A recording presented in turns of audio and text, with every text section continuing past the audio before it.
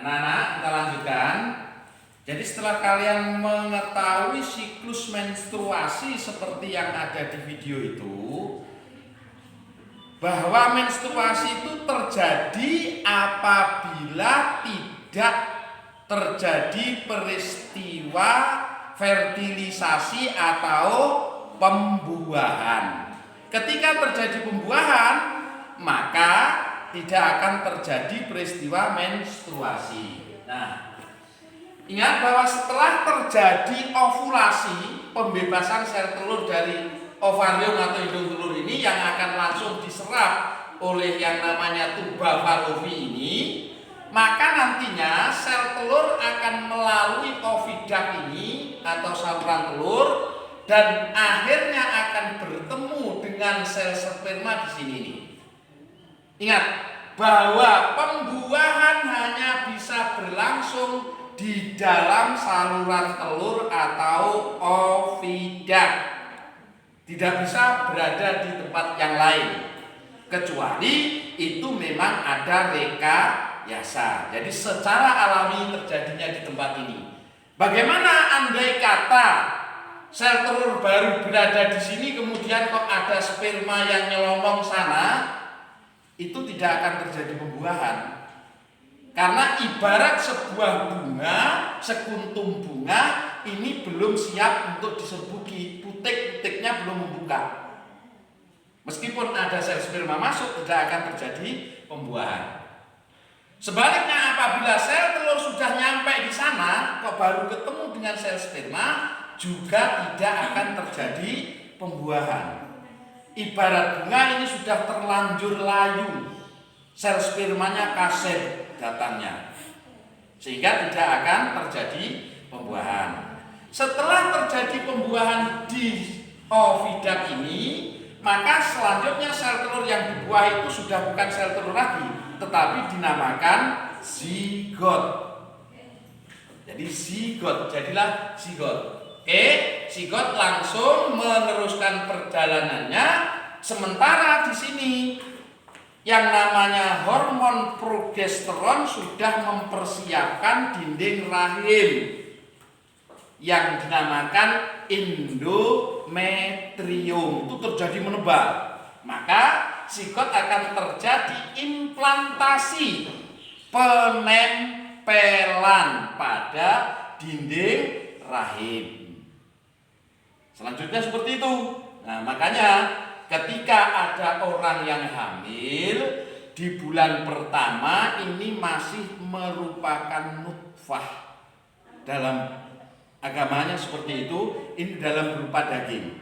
Maka daging ini nanti bulan berikutnya akan terjadi pembelahan terus, dalam bulan akan membentuk gumpalan yang di dalamnya akan muncul sebuah rongga yang menjadi mudghah. Nah, selanjutnya setelah 3 bulan ini baru nanti diberi roh.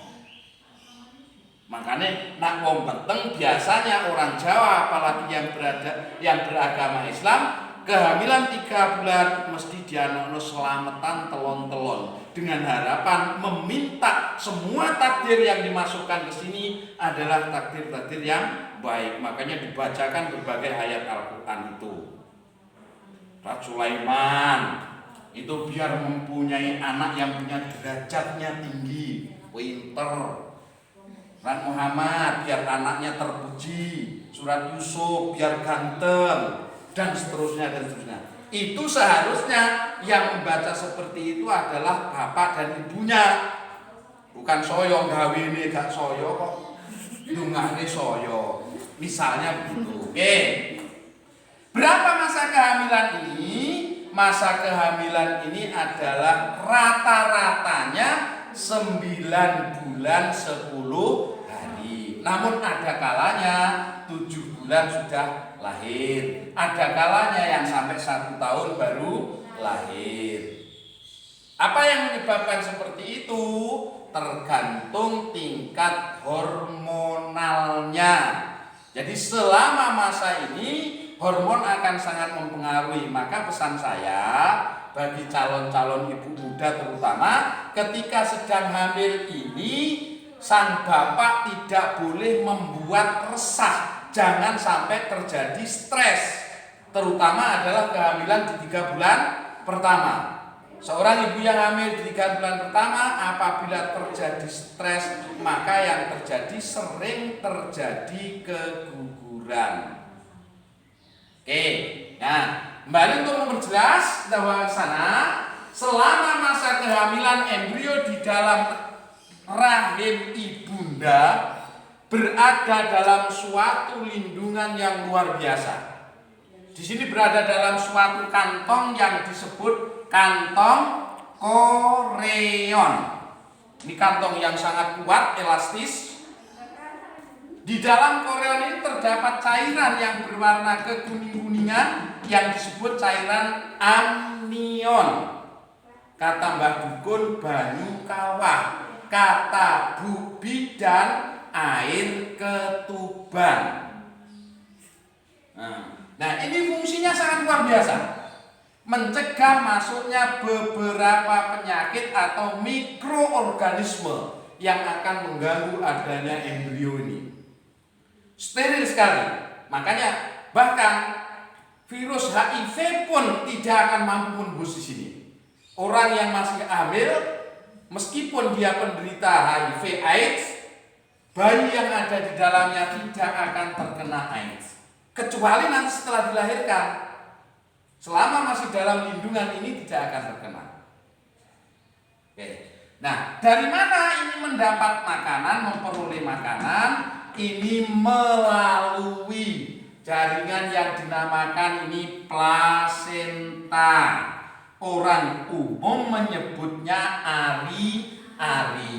Ini ari-ari, antara ari-ari sang embrio dengan sang ibu menjadi satu, dihubungkan oleh suatu jaringan yang disebut dengan tali pusat. Yang ini adalah kantong kuning telur atau yolk sebagai cadangan makanan ketika ini semua belum berfungsi dengan baik.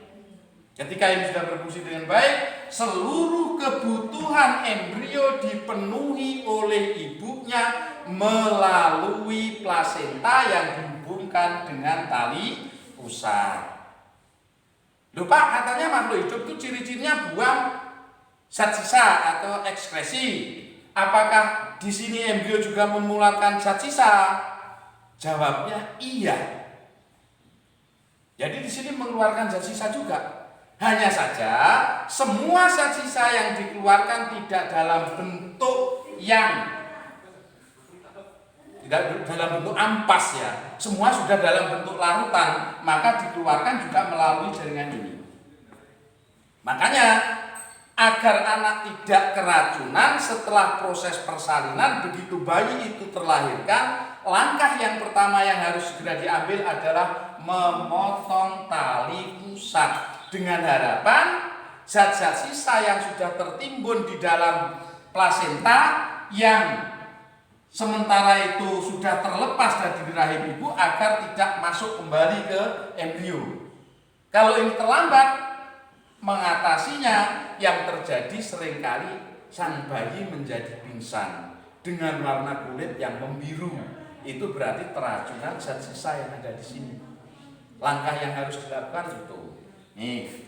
Nah, setelah ini cukup 9 bulan 10 hari mendapatkan perlindungan, mendapatkan makanan, obat-obatan dan lain sebagainya dari sang ibu, maka akan terjadi nanti proses persalinan melalui satu saluran yang disebut dengan saluran vagina.